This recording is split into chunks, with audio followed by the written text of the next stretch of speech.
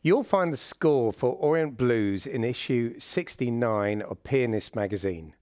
I always felt We Three Kings was one of the sadder sounding Christmas carols, but then again the contrast between the verses and the choruses was enough to raise the spirits. In this arrangement, I've simply taken the verse, repeated it, and then switched the mood to a bluesy feel for the chorus.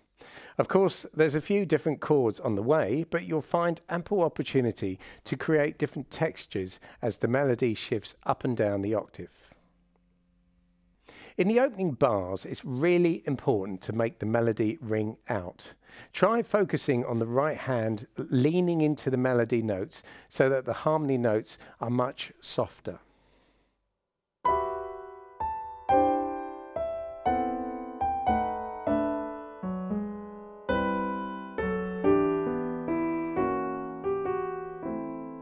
Keep the arms loose at all times.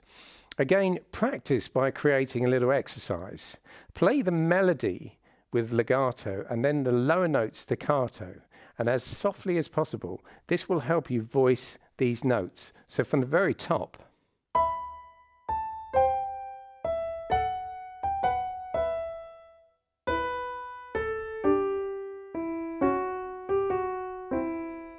now you can apply this practice technique for pretty much all of the piece. In fact, at bar 27, try voicing the lower notes themselves so that a counter melody starts to ring out. So if I play the whole section,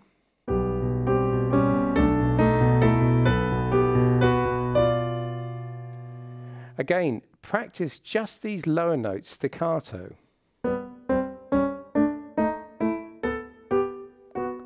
Effectively, you're dealing with 3 levels of melodic interest in your right hand at this point.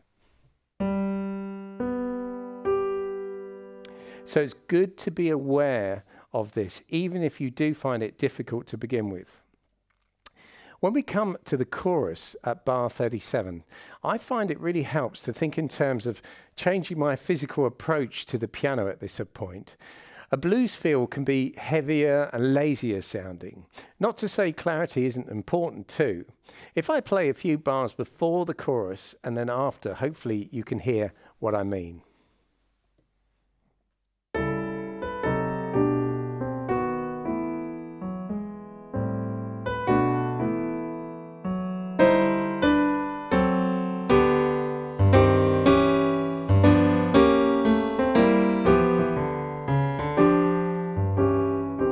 It feels looser at the chorus, almost jazzier for want of a better expression. And don't forget the quavers are swung. If I were to play them straight, they would sound like this.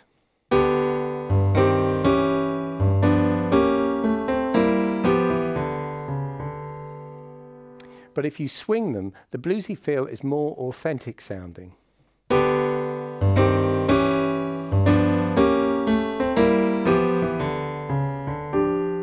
Of course, this bluesy section only lasts up until bar 45, where we return to the original classical feel.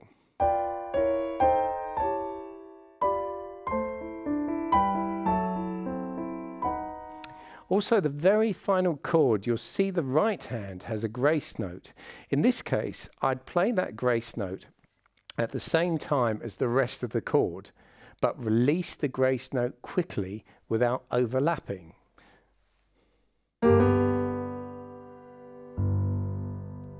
Now you may need to practice this before it feels natural, and watch that your pedal doesn't catch that A sharp, because that wouldn't be desirable in this case. The left hand also has its challenges. You'll see that there are a few occasions where it divides into 2 distinct themes, from bar 4, for example.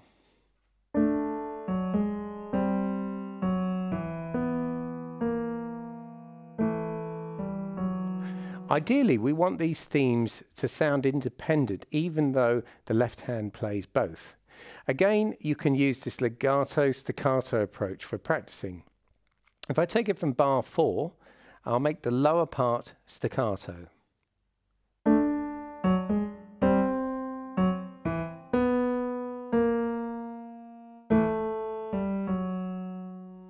Try reversing the articulation, make the upper part staccato.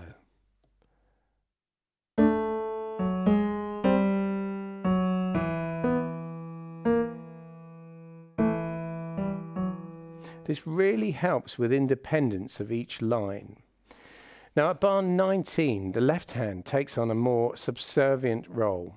Keep these quavers very smooth, but observe the fourth bar where the left hand has a moment's thematic interest.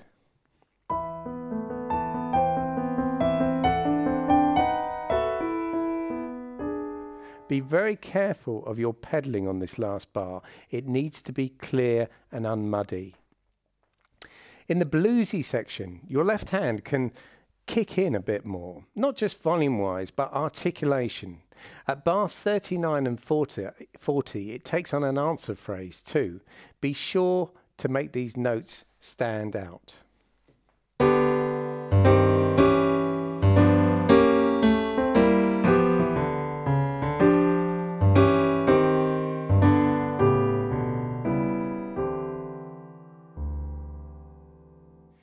Now, we've touched upon this in the past, but finger substitution will give more control over the legato sound and lessen your dependence on the sustain pedal.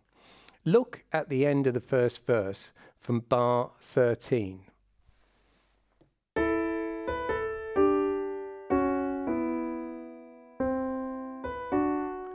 Here, I'm switching from the third to the fifth finger.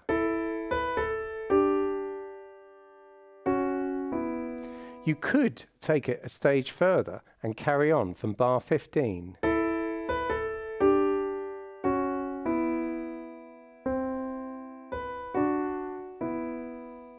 You could see that was a little more complicated this time, but there may be times when you can't depend on the sustain pedal. If we look at the left hand for some opportunities for finger substitution, let's have a look at bar 6.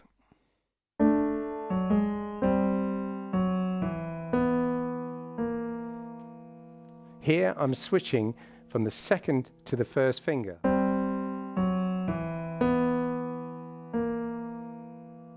Running up to bar 15 in the left hand, watch out, there's a tricky section in terms of legato.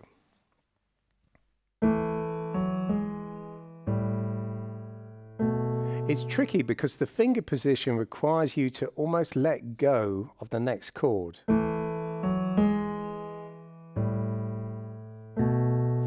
So be very careful with your pedalling here. Use it to cover those gaps in the hand movement.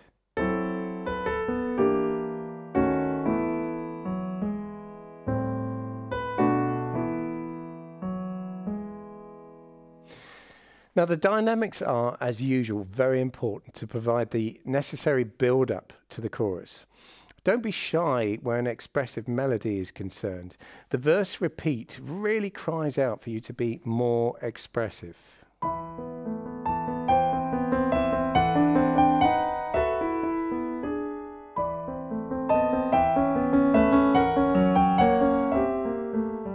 And really make the most of this crescendo at bar 27.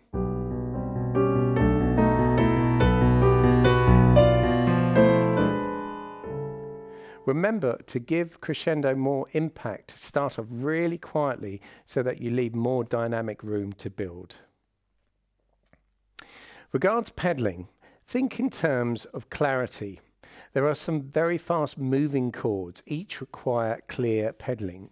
The opening, for example, you can see how my pedalling reflects the changing harmonies.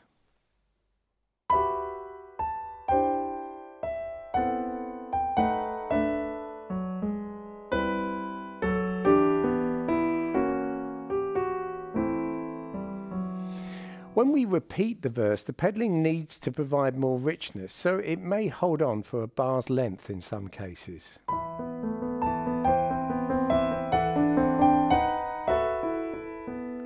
A note on that final bar, I use very little pedalling to make the left hand stand out more clearly. Now towards the end, from bar 45, where we return to the classical feel, the pedalling will need to be on every crotchet beat in some cases.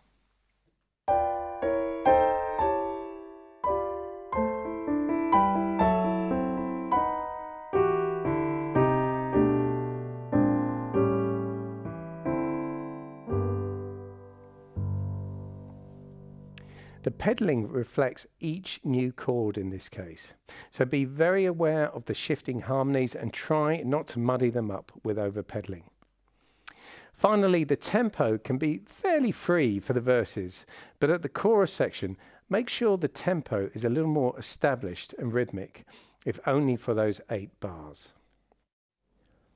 My piano teacher always encouraged me to record myself playing the piano, so I could listen back to my performance. In those days, I used to use an old cassette tape recorder. Of course, the sound wasn't great, and there was lots of background noise. Thankfully, many digital pianos nowadays have the onboard ability to record your performance.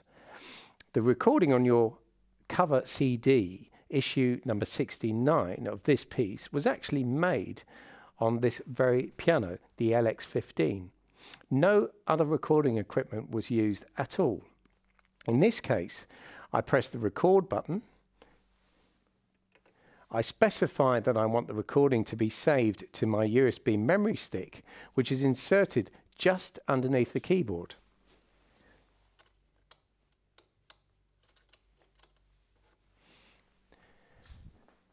And off I go.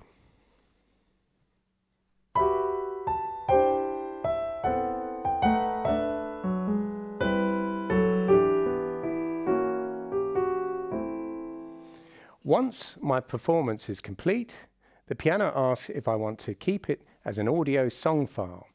This is such a useful feature because you can transfer that file to your computer later and email a recording to your friend or your teacher so that they can hear the performance exactly as you recorded it.